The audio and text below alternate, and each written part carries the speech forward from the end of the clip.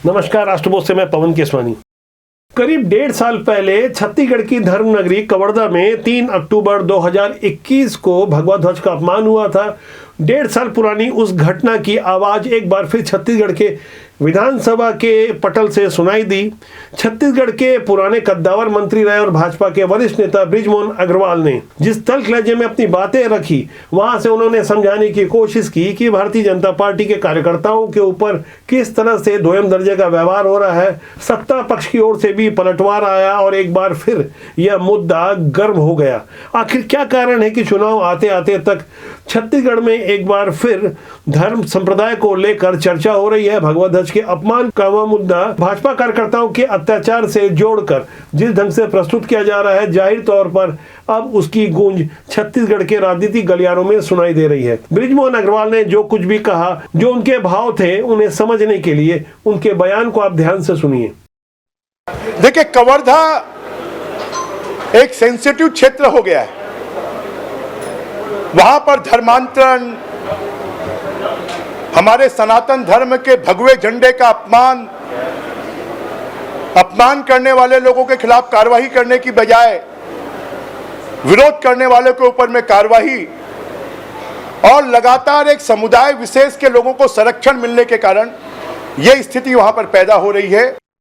सत्ता पक्ष की ओर से भी पलटवार आया। मंत्री डॉक्टर शिव कुमार डहरिया ने बृजमोहन अग्रवाल के ऊपर व्यक्तिगत आक्षेप करते हुए जो बड़ी बातें कही, एक एक शब्दों को आप गौर करें। आदरणीय बृजमोहन अग्रवाल जी का आज आप लोगों ने भाषण सुना होगा, उस पे उम्र का असर दिखने लगा है। अपनी बातों पर उनका नियंत्रण नहीं रहता और कुछ भी बोल रहे हैं। निश्चित रूप से इस तरह के भाषण कभी बृजमोहन अग्रवाल जी के नहीं सुने हैं और मैं तो कहूँगा कि उनको अब आगे की राजनीति के बारे में विचार करना चाहिए कि वो किस तरह का काम करना चाहते हैं। छत्तीसगढ़ में 2023 के अंत में विधानसभा चुनाव होने और चुनाव के पहले जिस तरह से कवर्धा के मुद्दे को रखा गया है, जाहिर तौर पर इसका असर चुनाव के दौरान होगा। यह मुद्दा अगर चुनावी मुद्दा बन जाए तो इसमें कोई आश्चर्य नहीं होगा। धर्मनगरी कवर्धा के भोरमदेव थाना क्षेत्र अंतर्गत 3 मार्च को भी एक बड़ी घटना हुई, जहां हरमो गांव में धर्म का झंडा हटाकर गोंडवाना गणतंत्र पार्टी ने जबरदस्ती अपना झंडा लगा दिया। उसके बाद विवाद बढ़ा।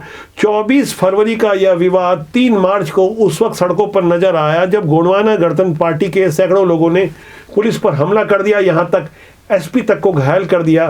तब हालात किस तरह से बिगड़े थे और जब वहां से झंडा विवाद एक बार फिर उभर कर आता है तो पुलिस इस बार मानो मार खाने के लिए तैयार बैठी थी। एक बार आप उस घटना को देखिए, उसके बाद मैं बताऊंगा कि किस तरह से धर्म को लेकर आने वाले दिनों में छत्तीसगढ़ की सियासत की दशा दिशा बदलने वाली है।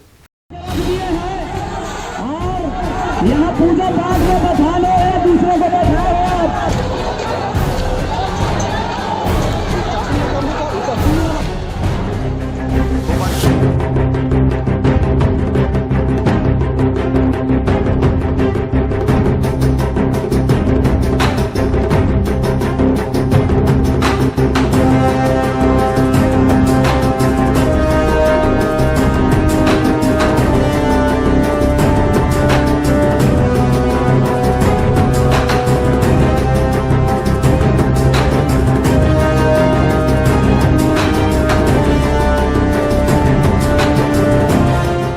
मामला धर्म से जुड़ा था, संवेदनशील था। धर्म गुरु दुर्गे भगत की गिरफ्तारी की मांग गोंडवाना गणतंत्र पार्टी कर रही थी। फिलहाल गोंडवाना गणतंत्र पार्टी के जिला अध्यक्ष जे लिंगा और उनके साथी गिरफ्तार हैं।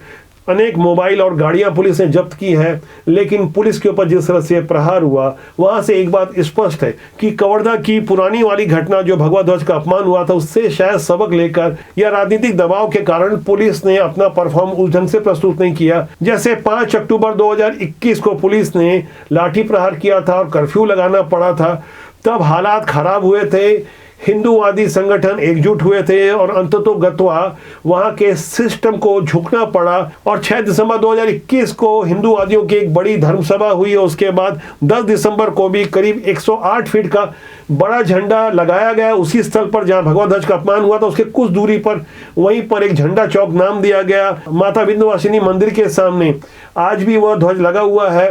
वहां जिस वक्त आरोप लगाए गए थे और वहां से एक बड़ा विषय निकल कर आया था कि बाहरी मुसलमानों को लाकर बसाया जा रहा है, आरोप लगे कि ये संदिग्ध लोग हैं, इनके फर्जी आधार कार्ड बनाए गए हैं, वहां आरोप धर्म मजहब से कहीं आगे निकल गया और जिस तरह का उपद्रव हुआ, हालात बेहद तनावपूर्ण निर्मित हुए। तब वहां अनेक प्रश्न खड़े किए गए। भारतीय जनता पार्टी के अपने ही कार्यकर्ताओं ने प्रश्न खड़ा किया कि हमारे ही 15 साल वाले मुख्यमंत्री जो कवर्धा से ही आते हैं, वही अगर मजबूत रहते तो इतने हालात खराब नहीं होते। जो महोदापारा का एक व्यक्ति कवर्धा में आके चुनाव लड़ता है, मोहम्मद अकबर, यहाँ से 59,294 वोटों से जीतते हैं। ये अब तक के छत्तीसगढ़ के इतिहास में सबसे बड़ी जीत है। वहाँ जातिगत और या धार्मिक मजहबी समीकरण भी जब उनके पक्ष में नहीं थे। यहाँ एक शोध का विषय था कि आखिर क्या कारण था कि वहीं 15 साल वाले सीएम वहां से 121 किलोमीटर दूर जाकर चुनाव लड़ते हैं राजनांदगांव में और महज 16,933 वोटों से करुणा शुक्ला से ले देकर किसी तरह जीत पाते हैं। और जबकि कवर्धा से 119 किलोमीटर दूर